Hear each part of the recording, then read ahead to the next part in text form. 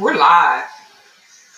We're live. Everybody, LaJackie's always eating. Yeah, every time I'm on the camera with LaJackie, she I love my cousin. Mentally abusing them, physically abusing them, sexually abusing them. Adverse childhood experiences. Now, adverse childhood experiences. Mentally abusing them, physically abusing them, sexually abusing them. Adverse childhood experiences.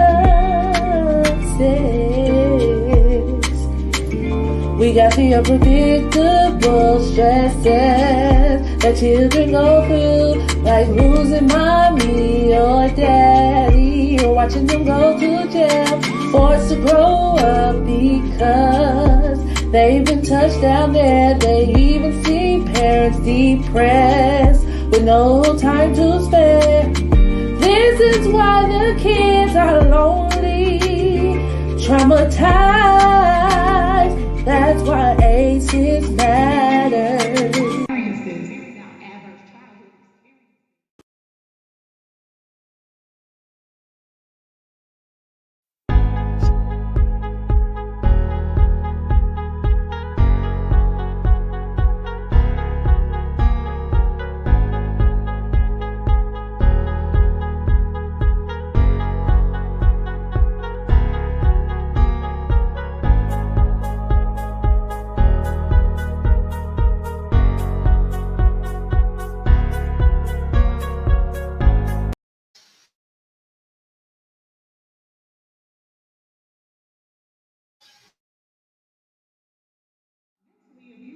Physically abusing them, sexually abusing them. Adverse childhood experiences.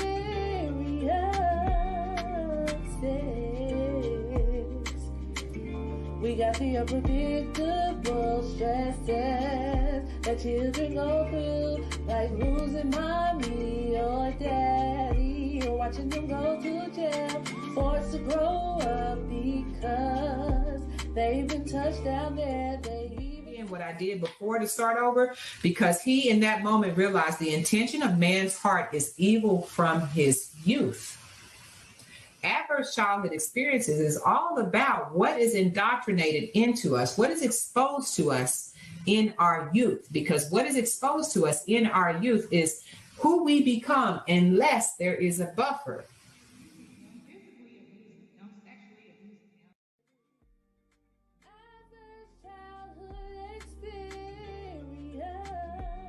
One of the things I've discovered in recent years about myself is that I have several autoimmune diseases, which are diseases where your body's immune system is attacking your own body. We don't know what for sure causes these, but they've been linked with stress and a higher incidence of autoimmune diseases. One of the things that's linked to childhood adversity, and in the multitude of studies that have been done now about ACEs. One of the things we know now about ACEs is that they can change how your genes manifest. So while you may have like a genetic predisposition, whether that kind of aspect of that gene gets turned on or off can be affected by your childhood experiences. And so likely the stress that I felt as a child and a teenager contributed to that development of depression later in life.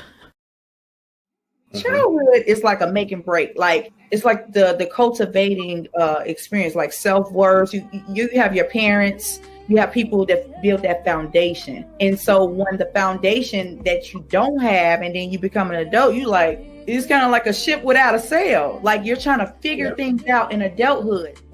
What's going on here? Let's look at the bigger picture instead of having tunnel vision. Like who created this way? Who created this way? You know, and it's just like all predicated on, it could be religion. Oh, mom and them did it, I'm going to do it. That's generational, you know. And even for me, you know, my mother, you know, okay, that's how my mama did it. But it's like, okay, where do I come as far as being the change? I was identified as a child that had behavioral issues. I was labeled, you guys. So when I was younger, I was a social butterfly. I always talked a lot. That's me. I just talk. My father was incarcerated.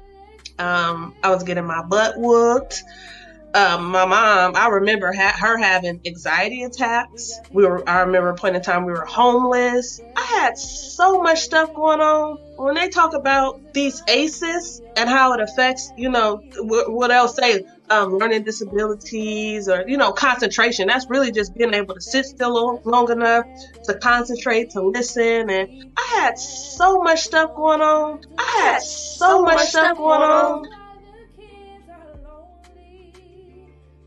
That life experiences in childhood play out powerfully and proportionately in terms of biomedical disease, in terms of life expectancy.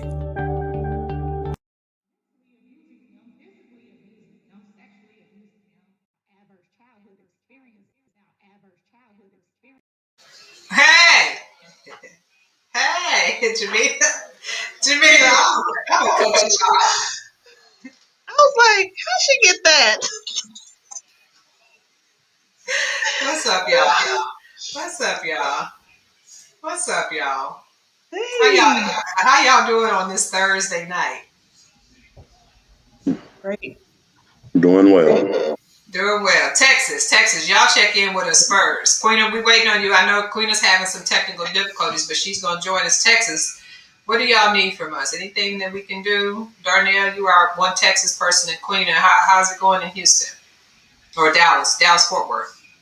You can send us about 30 degrees. You send me some degrees in Florida. Y'all don't want our stuff. Yeah, send us some heat.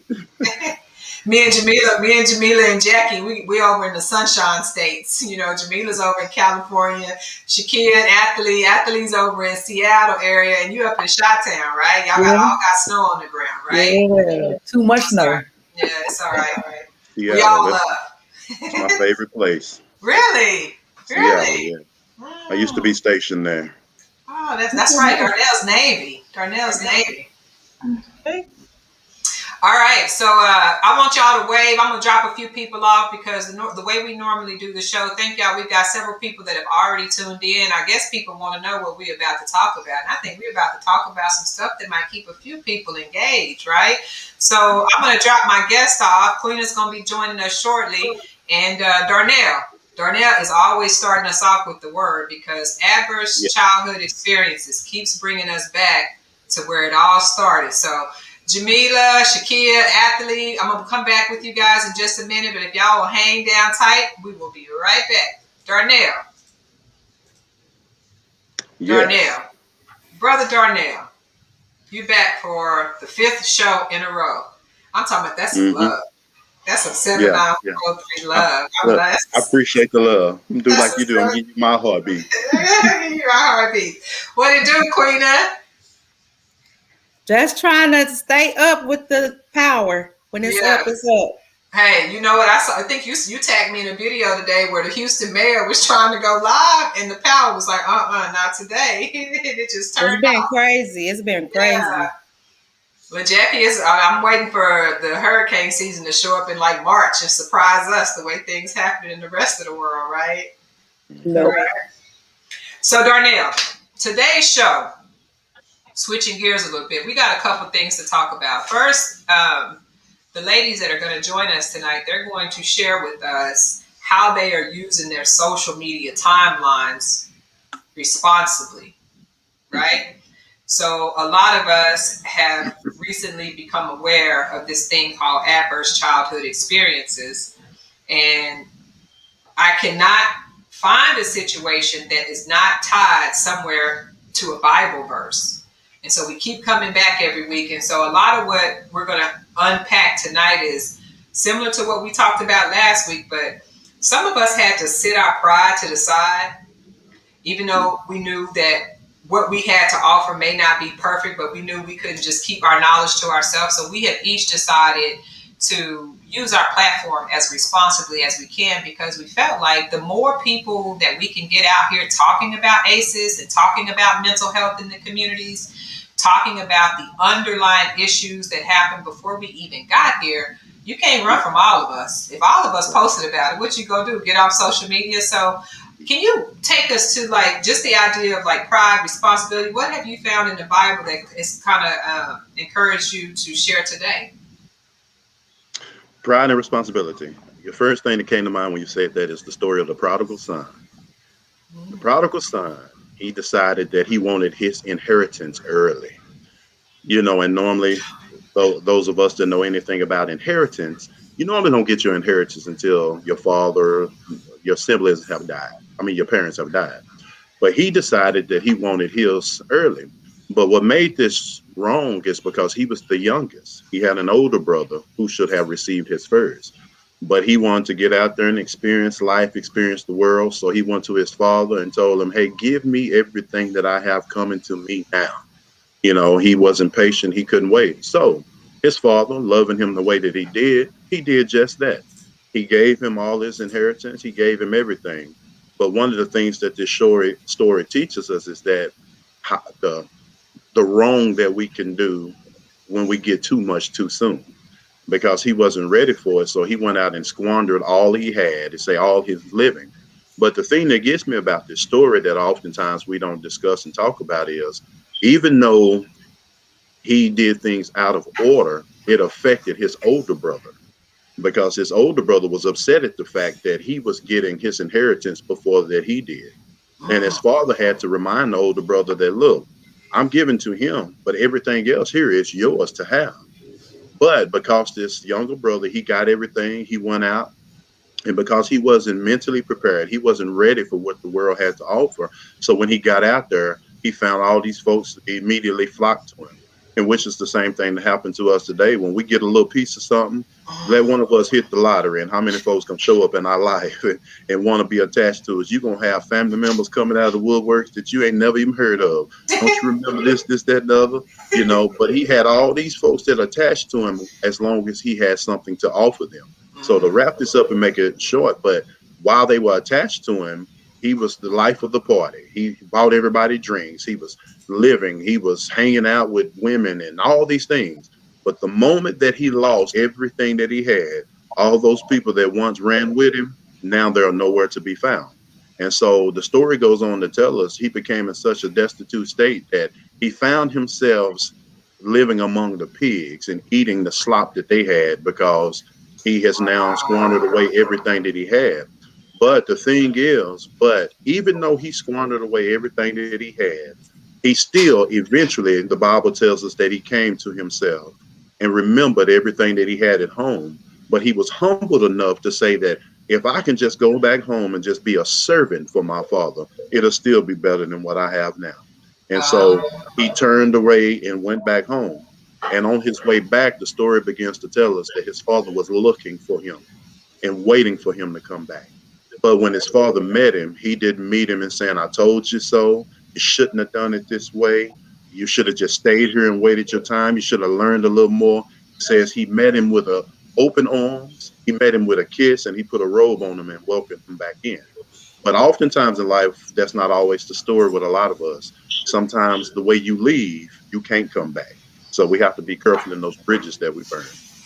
Oh, I remember that story. I remember a little bit about that story. Okay, so the Jackie or Queena, I'm gonna ask y'all, how, when y'all make mistakes, or when you have made a mistake in the past, how has your family or loved ones responded to you different from what Darnell just said in terms of how that guy's dad responded to him? Can y'all think of a time? Or Darnell, you? I mean, like, how have people responded to you when you make mistakes? What's usually their comeback? I told you so. You shouldn't have did it. Yeah. You need to learn to listen. Yeah. Or a common phrase that all of us have heard growing up: a hard head makes us soft. We know what. Yes. We know what. You know what I like to call those people? I call them shame kings and queens. Like, here, why don't you just wear the crown the rest of the day? Like, I don't need you beating me up anymore already. Don't you realize I know I made a mistake? I don't need you to remind me that I didn't make a mistake. So that's interesting. LaJackie, what about you? You got something?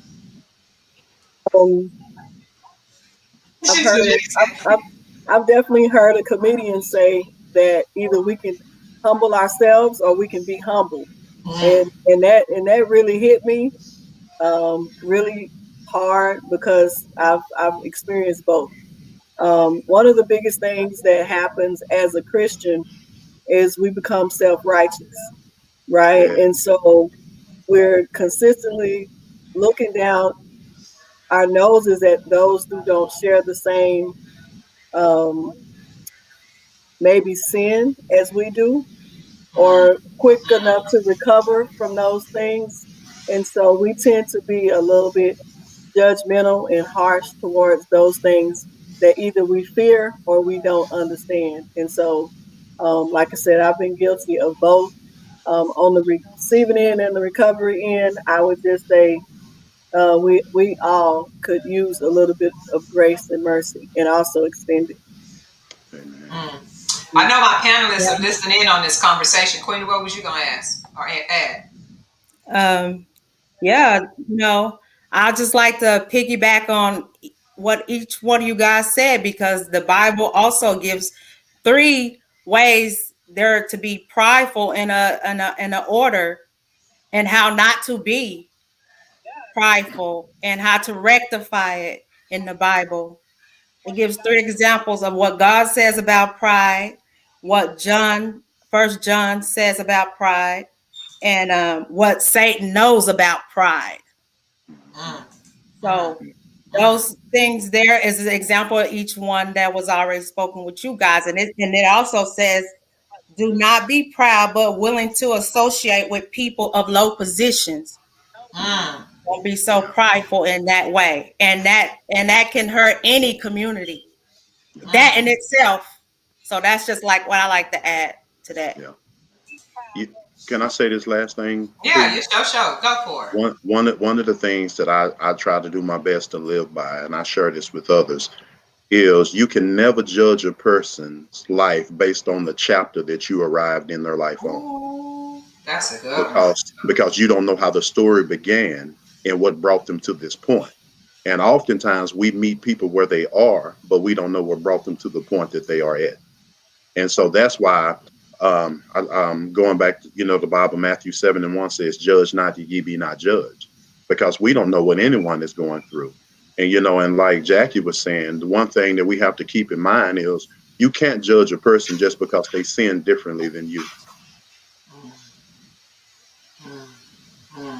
So, hey, viewership, y'all drop your zip codes if y'all listen, because we want to know who we talking to. So if y'all listen to us, please drop your zip codes. Let us know who's in the audience.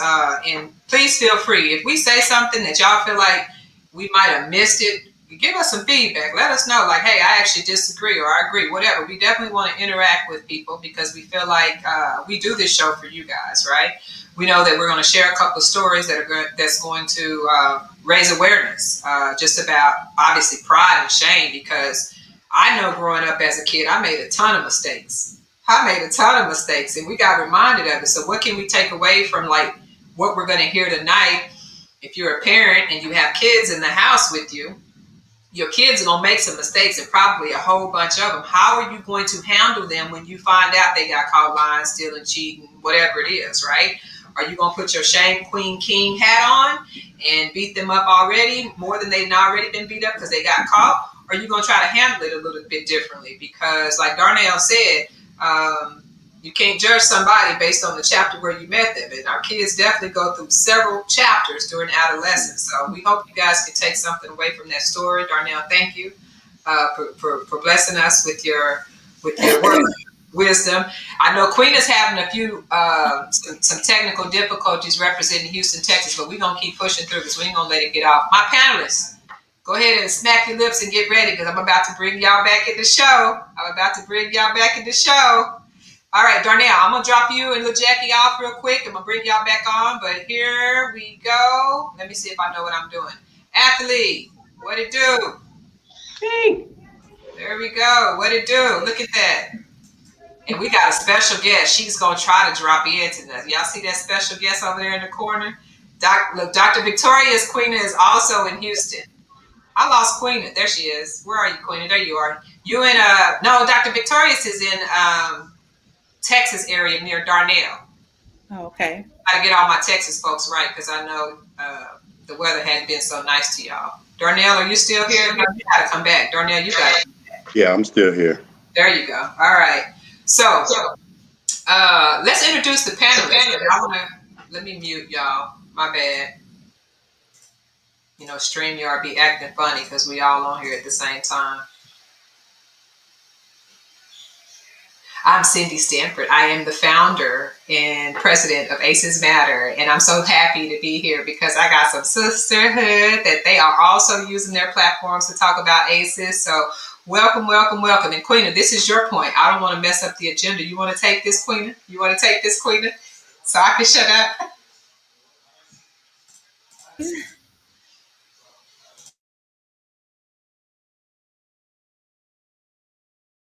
Get into it and talk about ACEs and what your experiences have, if there's been any and many. And we're all here to talk about it. I gotta make you start over. I had you on mute. Oh, okay. I saw your mouth moving, but Queena, do the whip around. We want to know what's everybody's name and where is everybody from? I'm sorry, I messed you up, dog. I'm really sorry. All right, whip around. Everybody, what's your name? Where are you from? And then Queena, I promise you and Darnell got the next one. Okay. Who going first? Anthony, you going first? What's your name? Where are you from? Oh, I muted everybody. No, it's all good. Yeah, my name is Athalie. I am a nurse, and I live in Washington State in Seattle area. And I host a podcast about the intersection of social and health issues called The Social Cure. Awesome. Welcome. If the spirit moves, you go. Next. Okay, I can go. Go. Hi, everybody. I'm Shaquille from Chicago, Illinois, Chi-Town. We're in the building. I do a video podcast for Social Work Sunday Tea. I'm in the business of normalizing mental health.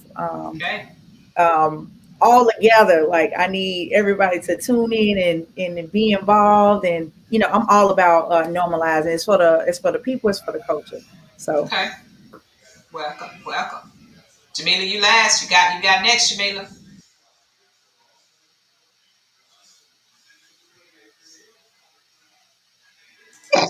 Uh-oh, you got to start over.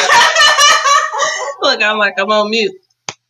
Jameelah Hanif from Oakland, California. I reside in Vallejo. I am the founder of Watch Me Grow Inc. I host Bounce Back Wednesdays every Wednesday. You can go to Joyful Jameelah Facebook or Watch Me Grow Inc. Facebook, just empowering people to face their trauma and do what we need to do to move towards healing, and also empowering and educating and encouraging other people to get other people to become aware, especially ACEs aware. Nice. And Darnell, why don't you? I'm gonna take you off mute, Darnell, because I know even though you've been with us every week, you want to go ahead and introduce yourself and tell us what you do. Minister Darnell. My name is Darnell Newman, or I should say Minister Darnell Newman. I'm representing the 7943 West Texas, Lubbock. What do? I'm a minister, a youth pastor. I do my best to always encourage, uplift, and share the word with someone. You was talking about social media earlier. I try to every day to send something positive, encouraging, that it's going to bring the best out of people and not the worst. Awesome. Thank you, y'all. I'm trying to shut up, Queen. I'm really trying. I'm trying to do less talking because I know all four of us who've started a show, we are going to be interviewed. Jameelah, did you tell us what days you do your show on? Did I miss that? Oh, well, every Wednesday, 6 p.m. Pacific Standard Time. And every Wednesday. Okay, and then Shakira? Oh, I didn't even give it. So it's every Sunday at 4:00 Central Standard Time. So, yeah.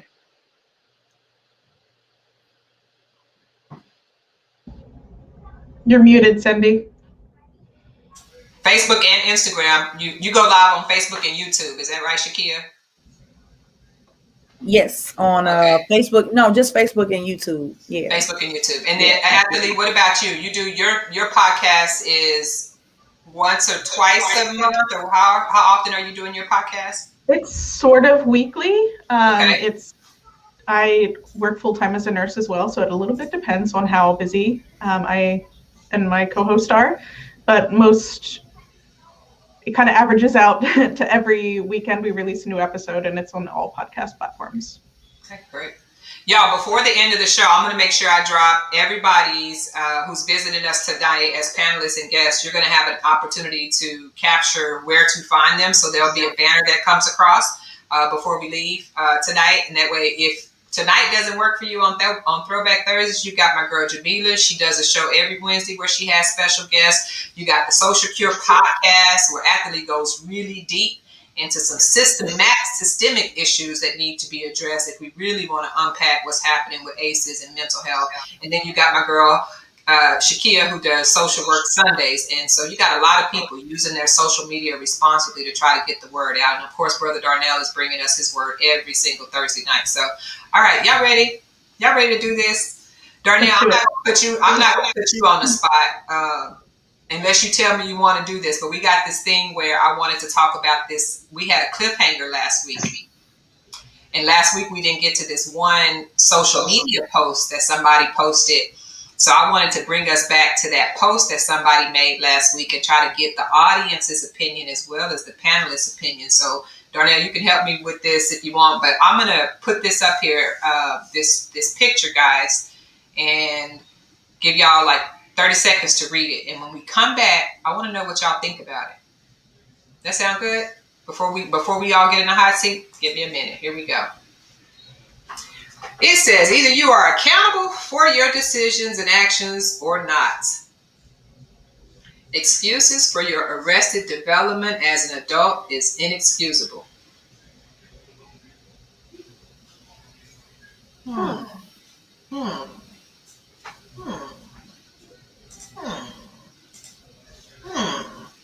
You took it down too fast. All right, let's process that. We want to know. My brother Brixton Lore, I asked him permission to share this post, and at the time that I screenshotted it, it had 4 comments and 2 shares. So that means somebody agreed with what he was saying, shared it a couple of times, plus he got 14 likes on it. So there's some people in the world that agrees with what he says, and I'm kind of curious. I posted one that was similar to his,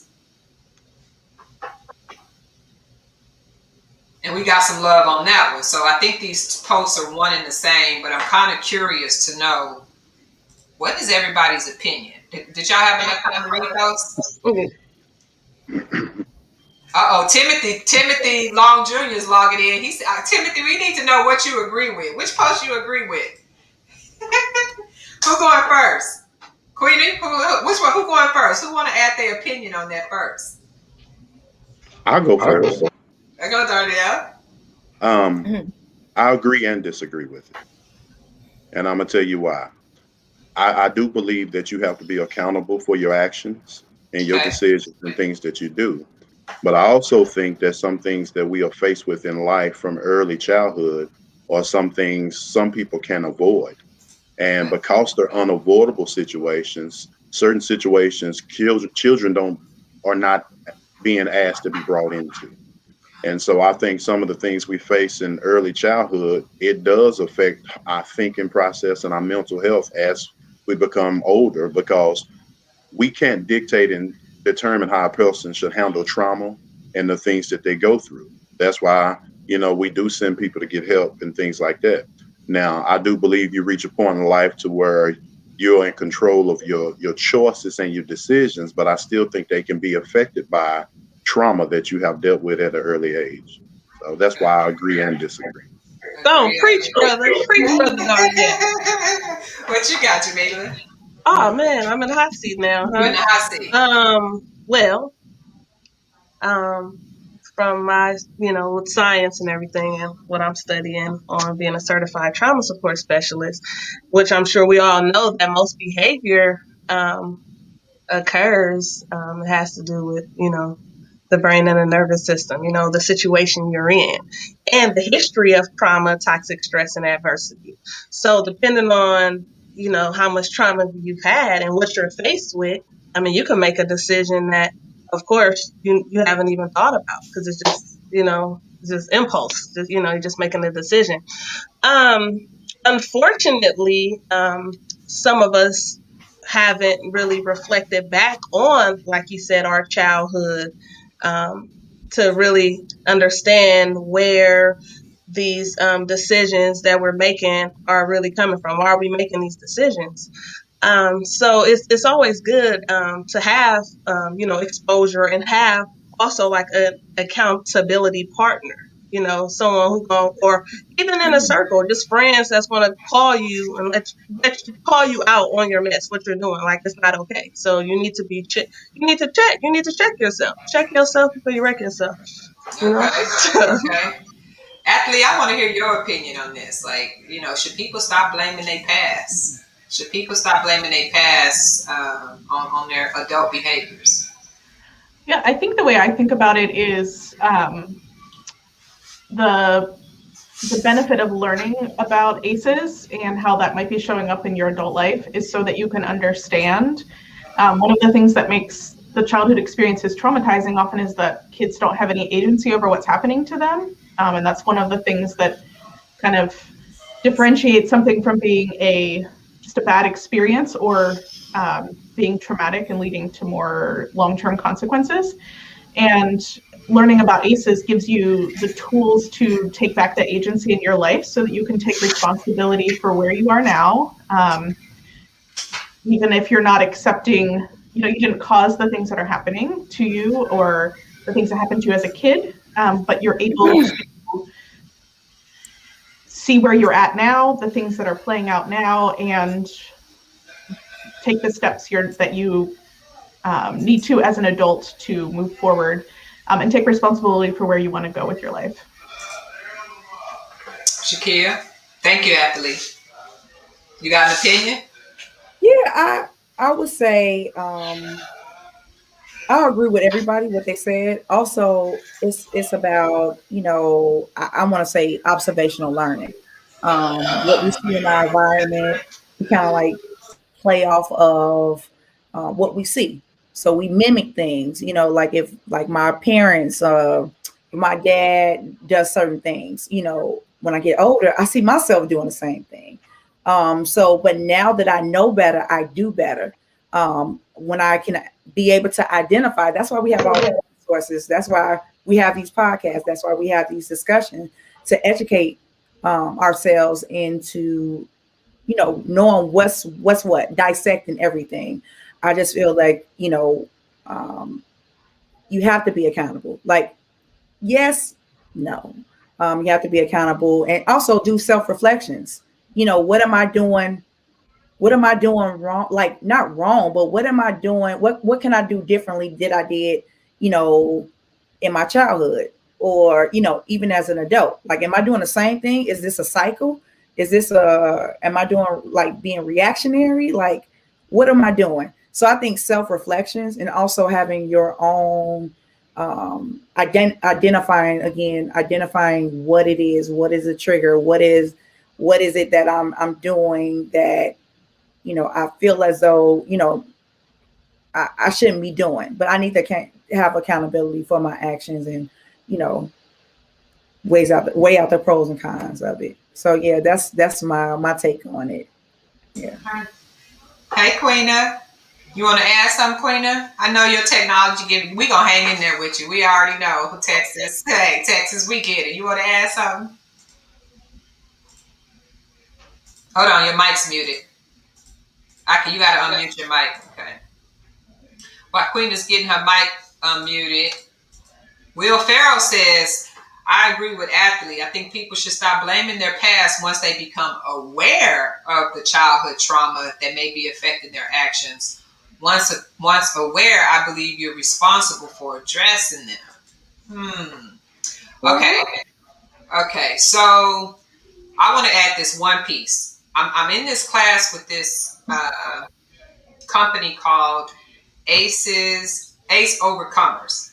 And one of the things our professor tells us is that in childhood, and again, I'm not making excuses for people who as adults, commit crimes and do things like that, right? I'm not trying to make excuses for those people, but I do want to say, like, from the science, and you guys please, correct me if I say something that doesn't match with what you've learned, but he gives this example that says, like, for example, if a kid is in a high school, whatever, and he's walking in the hallway and somebody bumps into him, right? And let's say the bump was an accident, right? The other kid that he bumped into, his immediate reaction is to steal it, right? Without thinking twice, he just steals on him, right? And then 10 minutes later, in the principal's office, the kid goes, well, man, that might have been an accident. Maybe he wasn't trying to bump into me, right? So what he was trying to explain to us was that what took 1/10 of a second to react and steal on somebody that you felt threatened by, maybe it was just a bump, right? It took 1/10 of a second for you to just to swing. You ain't pause, you ain't do nothing. What's up? What's up? What's up? We like always ready to like put our fist up, right? He said, but it took 10 minutes for the front part of the brain to say, oh, maybe that was an accident. And what they tell us from the science is that when you are constantly around drama and trauma and just turn up environments, the part that tells you to pause and wait to see, like, was that an accident? Was my life really in danger? It don't work. It don't work like an average person's. So when you snapping on people in adulthood, that means you still living like that 15-year-old that got bumped into in the hallway at high school, because you haven't stopped to try to figure out, why am I so reactive? Why is everything a threat to me? Right? So I think, to Darnell's point, I agree and I disagree, right? Like, I think grown-ups are responsible for, trying to figure out why I'm always snapping on anything that I perceive to be a threat. But then if somebody don't seek that knowledge because of pride, I ain't going to see no therapist. Therapists are for crazy people. Ain't nothing wrong with me. I'm going to pray it out, So if people don't go seek that, then like what recourse do they have in that situation? Like, we're going to talk about that when we come back from the break, but, and like why we use our platforms. But before we transition to take a quick break, does anybody else want to add anything in relationship to that 1/10 of a second stealing on somebody and then not processing it for 10 minutes later? It's like, oh, maybe I shouldn't have done that. Jameelah? Just like you said, that part of the brain that's not working at the time, because that person that was bumped into, like, as far as with like threshold, like, we have a certain, threshold. Mm-hmm. So that little bump, his reaction, like, that would be a predictable reaction for someone who has history of toxic stress, adversity, and trauma. Like, that's what it would be. Yeah, it would, with serious history. So, because we all have experienced trauma before. So everybody have a different level, a different threshold, and everything like that. So yeah, you don't have that time to think about that, doing some self-reflection. Like, somebody bumped you and you're like, no, what was that for? Like, to even ask them, what'd you do that for? He instantly just take off on it. So, yeah. Awesome.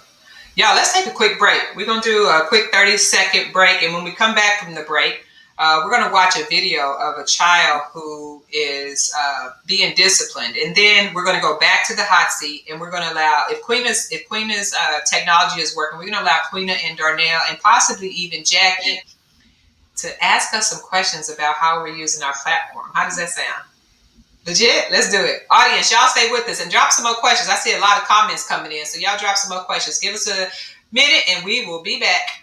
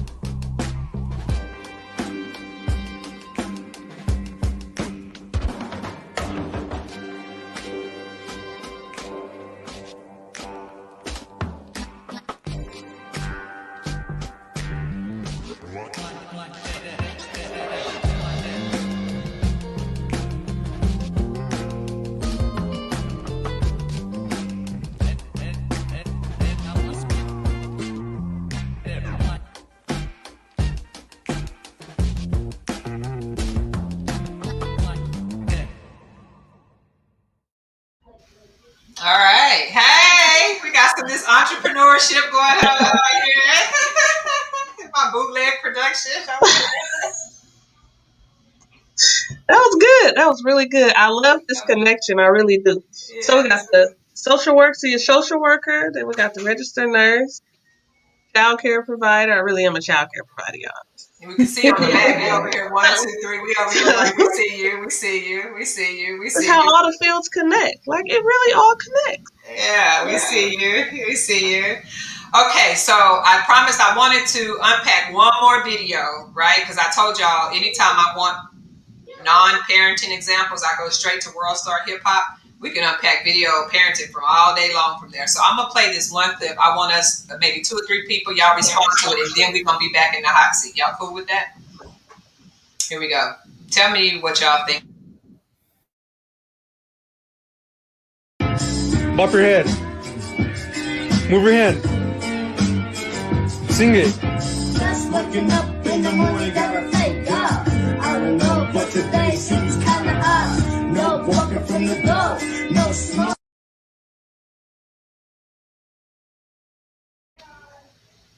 Ace or nah? Well, tell me what y'all see happening there. Who want to go? What y'all see happening there, Dawah? Shakia, you over there laughing. What you see happening? Well, play it one more time. Like I was like, yeah. All right, so y'all see the belt. Y'all saw the belt. So yeah, I saw the belt. I missed it also. I missed the belt. Okay, you got to pay attention. There's a belt. So this kid It's is a belt. being I seen punished. the belt. Okay, the kid is being punished. So again, pride. Remember, our conversation is about pride, and this is a young man whose father believes not only that am I going to use music to punish you, I'm going to have a belt and I'm going to record it. So let's talk about what damage, if any, might be happening to this 9 or 10-year-old kid that's having to go through this.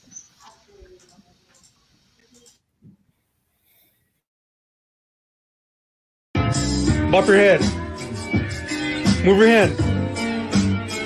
Sing it. Just waking up in the morning, gotta thank God.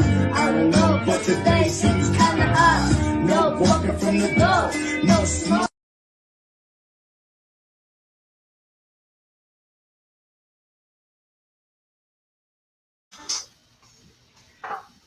Quick opinions before we put ourselves in the hot seat. Quick opinions. What's happening there? Y'all better go because I'm talking too much and I could go.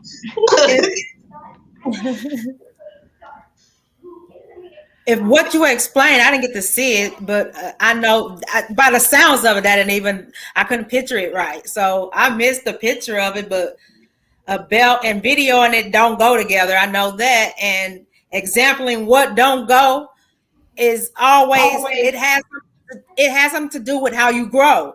If you example how to grow, that's what I'm gonna absorb and later on do as you do, passing it on to his son. Because maybe he was raised like that just without the camera. Maybe he's a dinosaur to technology on that part and just don't think that's wrong. But he's exempling wrong. He's exempling wrong in his correction to correct his wrong, the child's wrong. And it's all wrong. 2 wrongs don't make a right.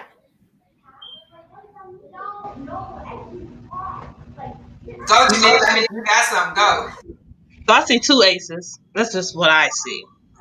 I see emotional abuse because of humiliation, and he's humiliating him. And I see really a high possibility of child abuse because I'm sure he's possibly abused him with that belt before, so that's why he's still confident enough to threaten him to make him do what he needs him to do. So that's what I see. And also dictatorship, like you gonna do as I say, like the authority, and he got the belt. He is more so spare the ride, spoil the child, but that's not. I mean, growing up, that's not how we, how I got down as far as in my family, how that goes as far as with the belt. We knew it was business. Like, okay, my daddy got the belt, I done did something wrong. So I think it's more so humiliating too, to even do that to your child and make them sing rap music. Like, who does that? So I'm just gonna that's trauma. And then it's probably gonna be a cycle. He probably do that to growing up. Well, when he get older as an adult, he's gonna do that to his son. My daddy did it. So ain't what's wrong with it. I turned out okay. right. Darnell, did you want to add something? I saw you bobbing your head. You're a daddy. How would you have handled that? Well, I wouldn't have handled it that way, but now this is just me. One of the things I kind of interpreted from it is he's holding the belt behind him, but he has him singing the song. So is his whooping going to be based on if he gets all the words right? And does he kind of dictate what's going to happen, whether he gets them right or wrong? Maybe he's putting it in his hands to say, hey, if you get this right or wrong, we'll determine what happens to you. But I don't think that's a good disciplinary manner to handle it. Now, of course, I grew up, I got spankings for things that I did, but it was never in a manner to embarrass me. It was to provide true correction, but not embarrassment. Thank you. I have questions. I think the first thing that pops into my head is like, how did he come to this as like a punishment or a consequence? I think of like, if you're trying to train kids, you want the consequence to have something to do with whatever they did, that the behavior you're trying to correct. And so I'm very curious, like how he got to singing along to a song under the threat of a beating. What is that related? And then if it's not related at all, like part of what makes the childhood adversity things tough is the unpredictability of it. Like you never know when you're going to get in trouble or what a consequence will be, or how the adults in your life are going to react. And so the first thing I think of when I see this is that seems really like you couldn't predict that would be a punishment for something. But I don't know what the rest of the situation was. He knew all the words to the song too, because his head was down, right? Well, it was like a karaoke. Like you got karaoke and spanking at the same time. Like I'm not really understanding this. Y'all, thank you for your opinions on that. Thank y'all for your opinions on that. Queen, I can see you. I'm trying to make sure I'm not losing anybody on the screen. Y'all, let's transition. We got about 12 minutes before we close out the show. I think if anything a parent can take away from that, we don't want to just overuse this term and like call everything an ACE, right? Everything is not an ACE. Like the ACE science makes it very clear that it is continued exposure to toxic stuff. So like Jameelah said, that is like, it kind of looks like you might be trying to embarrass the kid. So that's emotional abuse is what ACE would call it, especially if it's happening all the time. If that is your go-to strategy all the time, then we got a problem. We got some ACEs in the making, right? And like one of the doctors that came on the show, Dr. Gregory Williams said on a couple of shows ago, we had a video that, we were watching some parents handle some kids, the way that they probably shouldn't have been handled, and plus they was recording it. One of the things he said a couple of weeks ago was like, if they that bold on a camera, imagine what's happening to their kid off camera, right? So I think if anything, for parents that might be listening tonight, if you're not one of those parents that do this, like this is something to be hyper aware of. If you are in the presence or company of people who are using strategies like this to try to gain compliance, all you're doing is creating a kid that is going to be emotionally numb, right? And we do not want emotionally numb kids. Emotionally numb kids end up becoming adults that are behaving like 10-year-olds because they don't know how to act or respond, right? So if y'all don't take nothing else away from our World Star Hip Hop videos, we're not trying to embarrass our kids to correction. That's the last thing that science tells us we should be doing. And I'm sure in the Bible there's somewhere say don't do that, right? So we got a whole bunch of people saying you did not get that strategy out of a book. Put it back. Throw it back. Do we agree we need to throw that one back? This is Throwback Thursdays. We should probably throw that one back. That's my opinion. Throw it back. Throw it back. Yes. Right. Let's transition. Queen and Darnell, I'm ready to stop talking and then let my panelists get in the hot seat. Can y'all ready to interview us? Internet permitting. Y'all ready to ask us a couple questions? But Jackie, I want to bring you back in, or you want to handle the comments? You good on the comments, or you want to come back, Jackie? Nah, I can see. She say I'm good. Then you got a team. I got a team. We got a lot of people that's interested in this. Honestly, in all seriousness, one day we're gonna all be in nursing homes, or just the peers. So some of these kids gonna be taking care of us one day. So we trying to get it fixed right now. Because I don't want that kid taking care of me. And that's how I'm gonna be 90 and he gonna be making me rap with a belt. They was advocating. She was advocating for us. Yeah, I'm on your team. All right. So, audience, thank y'all for tuning in. We got a lot of viewership and some good comments coming in. We want to get you guys definitely involved, but switching it up a little bit. Yes, because switching it up a little bit. I missed the Q&A. I have some questions. Let's go, Queena. What you want from us?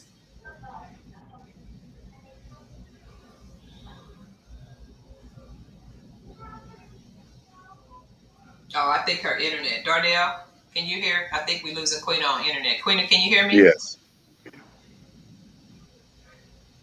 Yeah, we lost Queena. It's slowing down. Darnell, can you take us on the first question until Queena comes back? Okay. Here's the question I have. Now that you have come into discovering ACEs and the things that you have learned about it and are learning about it, what are you doing differently in raising your child?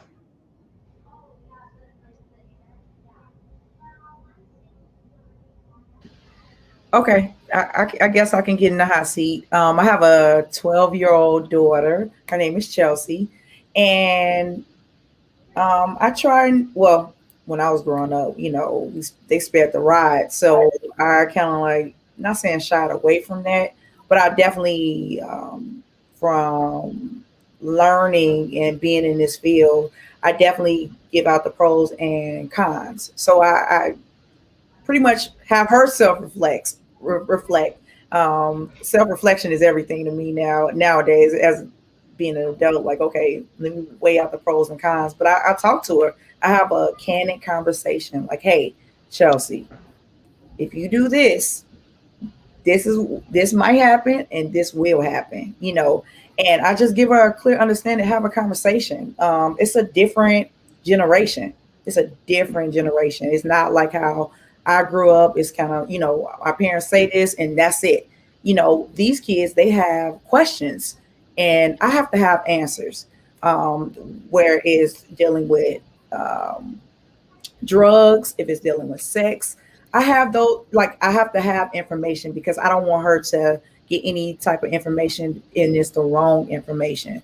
But I definitely tread lightly. But I also, I let it be known and I give her the straight, cutthroat truth, So my parenting style it's a little bit different from my mom and dad, because I got to work for world peace. But it's different. Back then, we have more things that's fighting against, our kids. We got the internet, we got the social media thing, we got TikTok, they're teaching our kids things, and it's like, okay, what am I gonna do differently? So I said over and over and over again, I got to be the change. I have to be the change to let everybody know, like, hey, this is what needs to be done. So it's like, okay, Chelsea, you know what mama doing, so you can apply to, your everyday life. And also, because I'm a believer, I believe in God. And so I bring that church element in there as well, like, hey, we gotta. So yeah, so that's my spiel. That's my tea. Okay. I can go. I think I have 2 kids, and I was a foster parent for a while, so I had a bunch of other kids that have lived with us. And I think if I had to pick kind of one really central component of my parenting, it's to put connection with my child first, and make the effort to connect by like touching a shoulder, making eye contact, like kind of whatever my kids have different thresholds for wanting to be actually touched. But make that connection with them before providing correction to help them to feel safe and remind them that I'm doing this from a place of like wanting to help them learn to be successful and not, anger or just reacting because I'm uncomfortable with what they did, but to bring it correction from a place of like, I want you to have the skills to be successful later. This is not a behavior that you're gonna like that's gonna work for you long term. And so I want to help you figure out a different way to respond to whatever the situation is. That was good. That was really good. Yeah.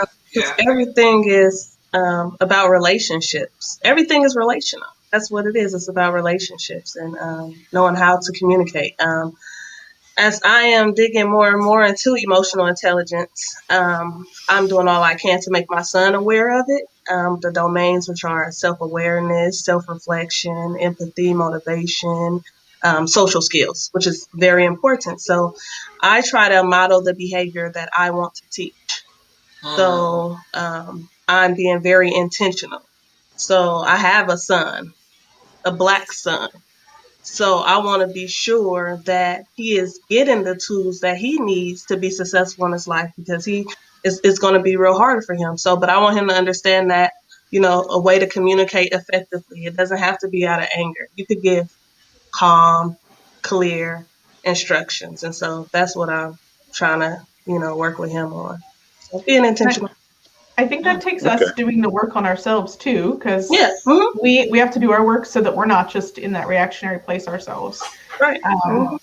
Absolutely. And sometimes we have to unlearn what we learned. So that's a growing process. Like, sometimes I struggle, so it's like, it's a struggle. So it's like, okay, we're learning together. It's ongoing. Yeah, it's definitely ongoing. Like some of the things my dad used to do, observation learn, like I do now. Like I give her this look like my dad, he has these wrinkles in his forehead or whatever, and I see myself doing the same thing. I do the same thing, and I was just like, oh. But even at 35, when he get them wrinkles, I get up out of there. I'm like, all right, I know what that means, so let me get going. So yeah, but yeah. So here's a follow-up question, and it basically can tie into all of what you said. So in how you handle your children and how you try to communicate with them, but as we all know, sometimes as children, we're not always receptive to the parent and what they say. So how do you handle, or how will you handle the aspect of, they hear you, but yet they really not listening and still kind of want to do things their own way? Because sometimes, I'll put it like this. Before I gave my life to Christ, my parents raised me in church all my life, but it wasn't my parents that led me to him. It was somebody else on the outside source.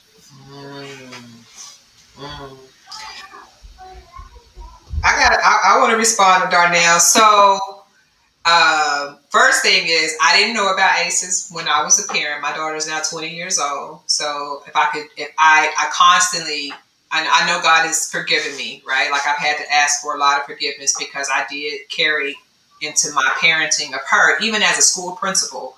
I knew better, but I felt like that tough love was what she needed. The devil is a lie. Like he's a lie. Like I should not have handled my sweet child the way that I did. And if I knew then what I know now, I would have handled it differently. And I say for, parents who have kids who, are hard-headed or don't want to do what you ask them to do the first time around, chastising them, embarrassing them, calling them out, threatening to kicking them out, calling them lazy like they daddy, whatever, all these insults, that don't work, right? Like loud and clear, that don't work. And what I have learned in my 40s is all behavior is a form of communication. All behavior, again, is a form of communication. If you are 40, 30, any age over 18, and somebody pisses you off, and your immediate reaction is to shut down, go off, or swing, That is the only way you know how to communicate when somebody pisses you off, right? And so all behavior, no matter how old you are, is a form of communication. You can either get somebody to join in with you, or you can fight, flight, or freeze is what they call it in the science. So, Darnell, even if, you know, in a situation where they don't do what you ask them to do the first time around, if they shut down, if they run away, oh, you stupid, you don't know how to parent, whatever's coming out of their mouth or not coming out of their mouth, it's a form of them trying to communicate. They just haven't figured out how to tell you what they need. Mm-hmm. That's my opinion on that. All right. Yeah. Anybody else? I see some head nods. I know we're running out of time, but I see some head nods. Anybody else? Queena, you got a thought? Queena, you good. You just stay beautiful, because I know Queena's over there with that. So like, why you asking her? You know her internet. I just keep trying to bring it in. And she's like, I'm right by the airport, and Lord have mercy. Okay, so ladies, I don't want us to not miss a couple of Todd Harris. I appreciate that. Thanks for the love, Todd Harris. Timothy says, is transparency necessary in raising a child to help them understand? Ooh. That's next week. Timothy, you got to come back. That's a deep one. Because the first one I hear people ask, so should you tell your kids if you did drugs or not when you were little? Like, that's a big one that comes up a lot. Or how old were you when you started having relations? Jameelah, what you got?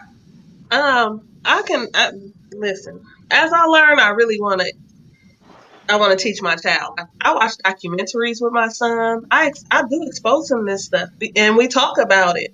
Like, I mean, stuff is going to happen. I don't want my son to, I don't want to, be overbearing and stuff, being so overprotective of him that, I want him to be ready. When he go into this world, he needs to be ready. Like, and I try to create a safe environment for him where he could come talk to me about everything. Because I want to know. I'm like, any decision you make, you need to come talk to your mom. Like, we a team, Yeah.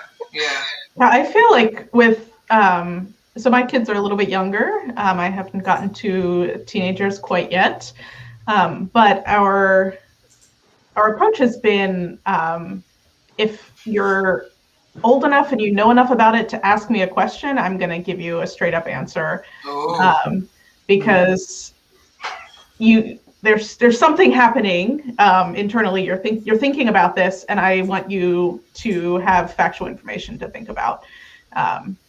Obviously age appropriate, but my kids, like, even just thinking about like sex related things, I wanted them from a really young age. I wanted their first exposure to be from me, not from their peers or from the internet.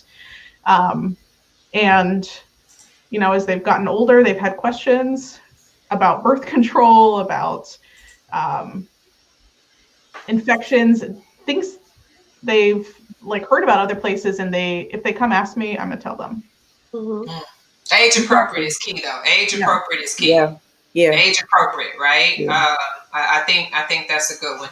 Ladies, y'all know me. I'm like bum, and I'm looking. It's getting good. We got some good comments over here, but we always want to leave some cliffhangers to get people to come back. But I do not want to leave this show without giving people something to want more of next week.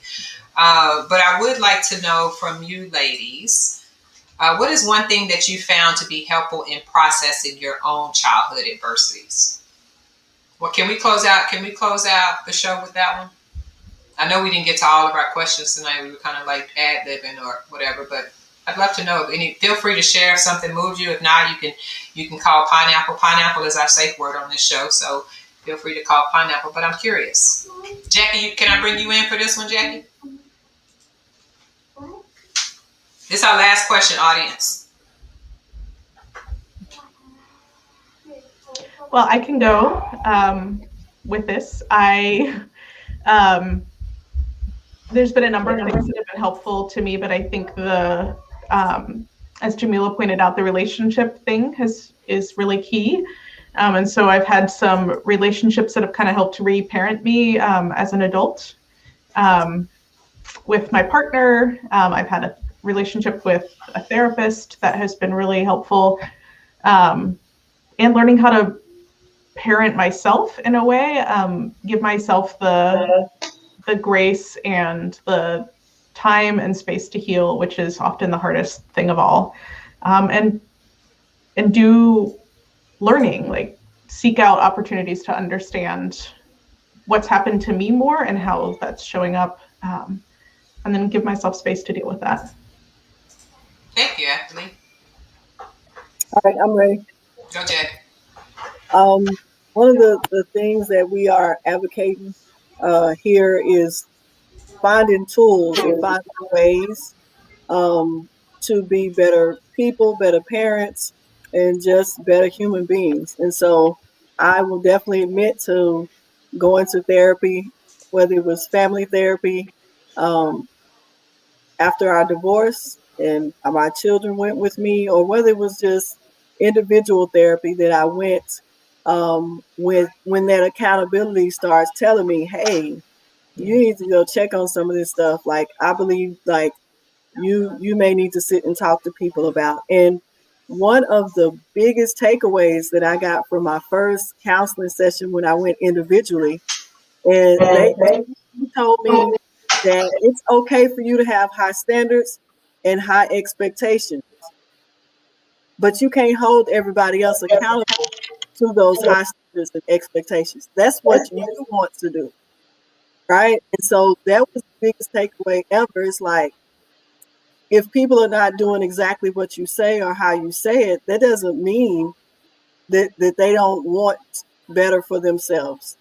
Like everybody's level of repair and recovery and everybody's level of unlearning things are going to be different and at different times. Like I'm not the measuring stick for that. So we just need to be mindful of that, and people will come into themselves and become more aware of their aces when they're ready, not when we're ready because we say that they should be ready. Yeah.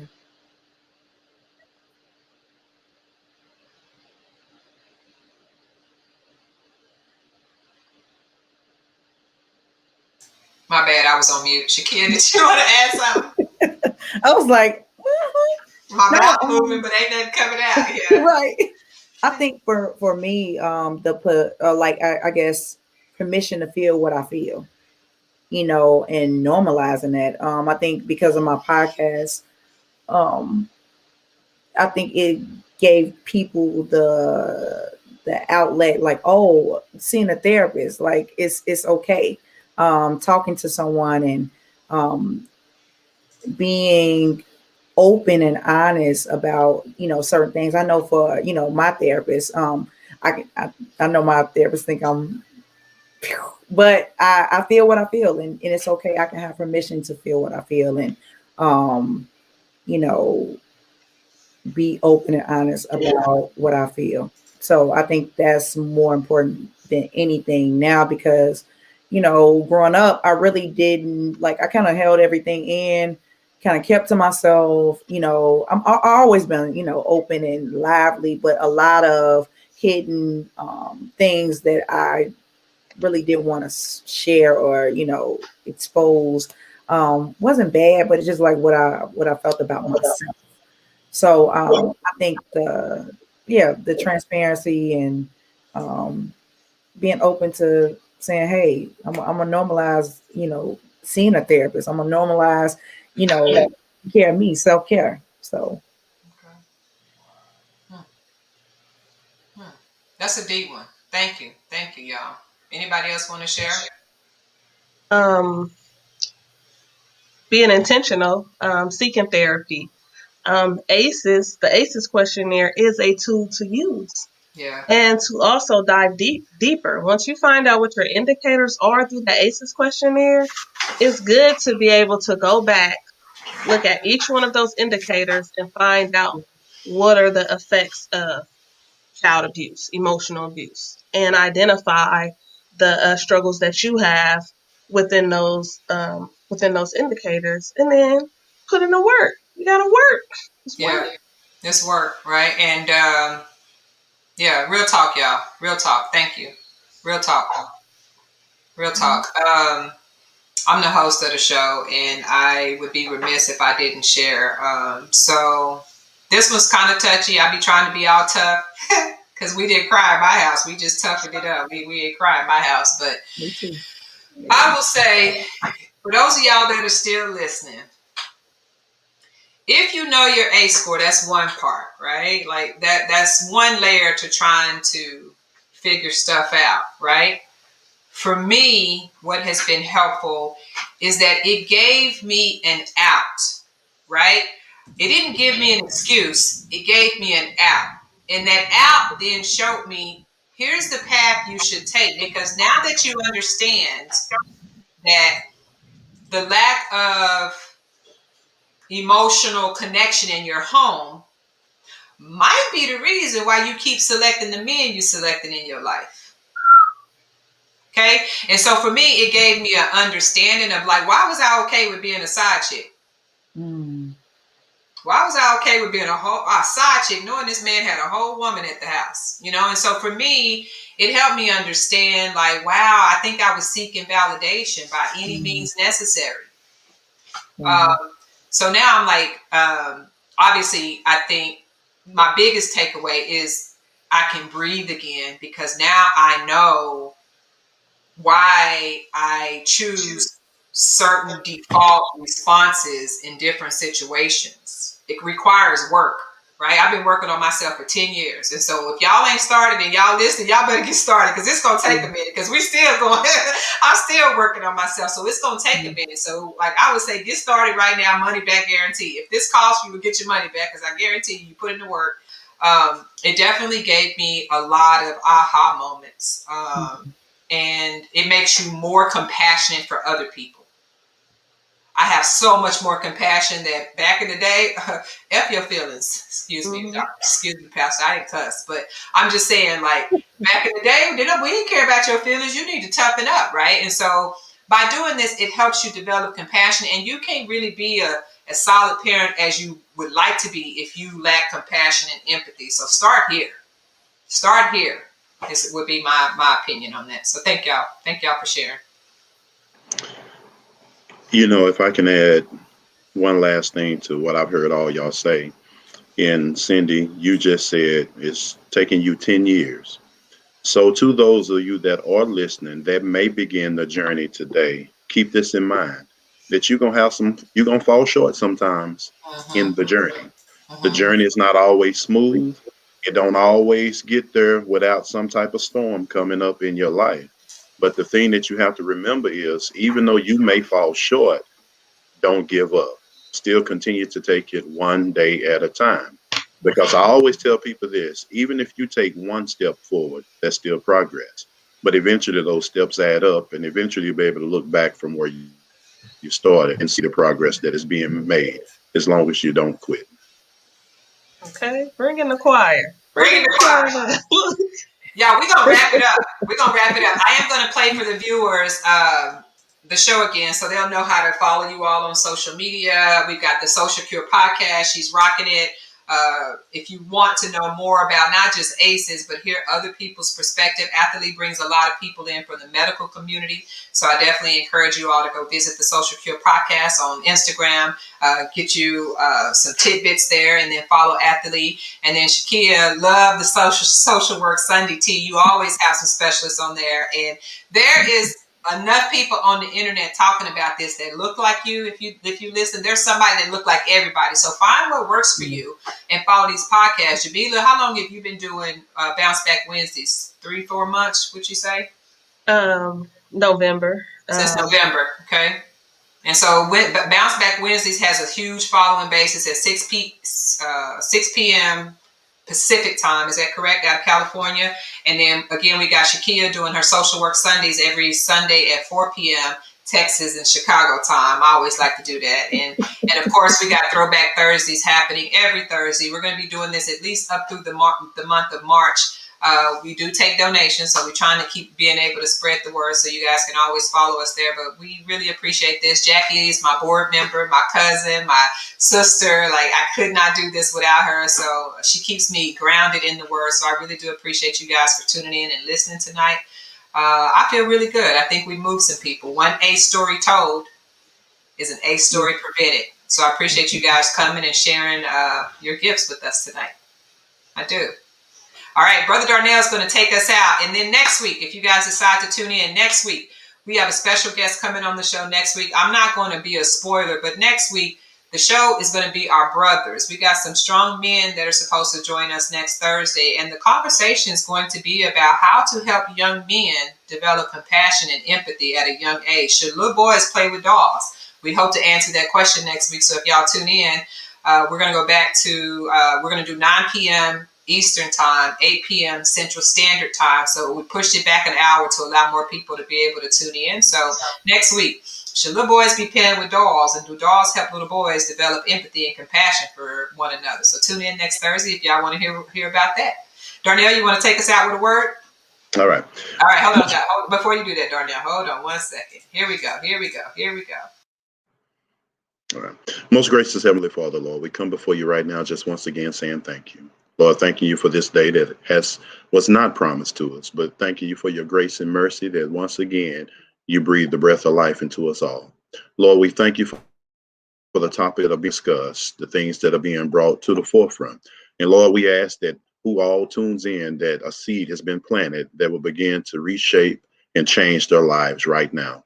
Lord, we just thank you because you brought us to this point, because you have a purpose and a plan in mind for your glory to be met and to be given. So Lord, we just thank you right now. We thank you for what you're going to do, what you've already done. And we know that all things are possible through you. In your son, Jesus' name we pray.